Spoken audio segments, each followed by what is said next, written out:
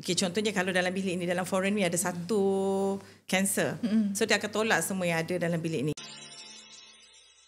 Nama saya Dr. Adila. Okay, just can call me Adila here. Sekarang saya doktor pakar di KPJ Ampang Puteri dalam bidang perubatan dalaman dan juga bahagian hematologi. Apa sebenarnya limfoma ni? Kalau kita tengok definisi, limf tu kelenjar kan? Adakah ia bengkak kelenjar ke atau macam mana? So limfoma adalah kanser. Kanser berasal daripada kelenjar, limfa.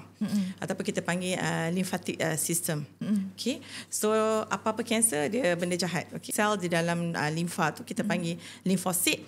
Dia bertumbuh dalam keadaan yang tidak terkawal.